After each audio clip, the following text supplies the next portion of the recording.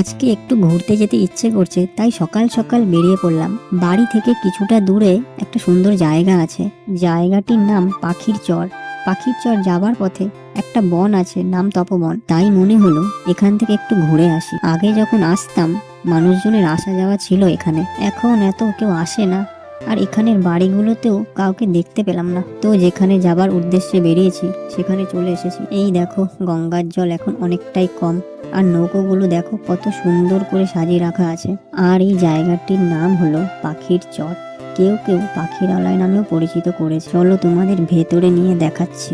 এই দেখো কত সুন্দর লাইন দিয়ে ফুল গাছ লাগানো রয়েছে। আর এই ঘরগুলো দেখছো, এই ঘরগুলো ভাড়া দেওয়া হয়। দূর দূর থেকে যে পর্যটকরা আসে তারা এখানে ভাড়া নিয়ে থাকে। আর যারা এখানে আসতে চাও ঘুরতে, একদিনের জন্য খুব ভালো ট্যুর হবে।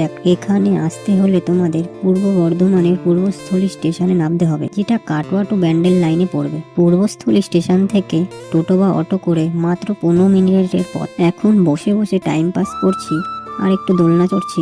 আর আমাদের সঙ্গে আরো একজন টাইম পাস করছে, গ্রুপ থেকে হারিয়ে গেছে তাই একাই বসে আছে। এখানে অনেকক্ষণ টাইম কাটানো হলো, এবার ধীরে ধীরে বেরোনো যাক। আর হ্যাঁ, এখানে কিন্তু নভেম্বর এবং ডিসেম্বর মাস করে বহু মানুষ পিকনিক করতে আসে এখানে। সেই সময় মানুষে পুরো ভরে যায় জায়গাটা, তখন অবশ্যই আসতে পারো তোমরা পিকনিক করতে। আর আজকের ভিডিওটা এত পর্যন্তই। কেমন লাগলো জানিও। আজকের মতন এখানেই টাটা।